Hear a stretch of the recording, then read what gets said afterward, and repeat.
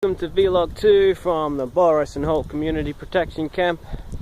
I guess the question has to be, why are we here? What are we doing? What is wrong with us? Well, the truth is nothing's wrong with us. You know, we're just doing what we can, every little bit we can, to stop a process whereby they drill into the ground, they fracture the earth, they pump water with chemicals and sand down there, drill huge wells. A lot of these wells leak, and even those that don't leak immediately, they will leak over a period of time. I'm saying this in a bright way because at least we know what's going to happen. At least we know what they're doing. This is something that's thanks to the camps that have come before us: Barton Moss, Upton, Duddleston. There's been more, Farndon.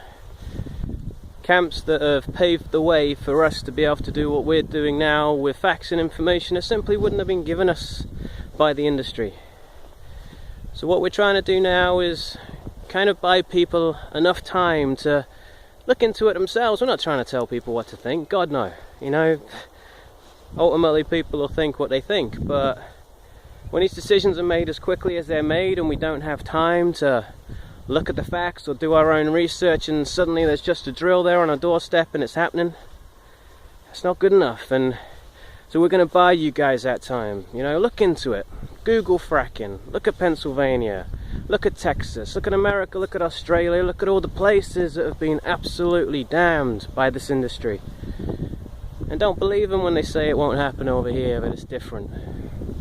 You know, it doesn't make sense that that's the case. Common sense. That's all we need is common sense, and we know this is a bad idea. So, don't allow it to happen. If ever you hear about a planning permission taking place in your area, you know, don't just stand there. Write to MPs, AMs. They'll ignore you. They'll bin your letters. They'll tell you it's not going to happen, or we won't let it happen, and it'll happen anyway. And then what do you do? When all your democratic processes are shown up to be something of a sham, then what do you do? Well, this is what you do, guys. You make a stand, you know? You just do what you can to kind of slow things down and bring awareness to the issue. You're not trying to preach to people, you're not telling them what they think. You're just being free, expressing yourself. Everyone has a right to free protest. Everybody has a right at the moment to free protest, so use it. If you're not happy about something, say so. And say it loud and say it proud and say, hell no, we don't want it here. We're not going to allow it to happen without one hell of a stink. That's what I'm going to do, and it's not all grime and it's not all hard work. I mean, some of it is, but it's a lot of fun. I have met nicer people on these camps than I ever expected to meet. Deeper thinking, intelligent, switched on, open-minded, just beautiful people everywhere you look.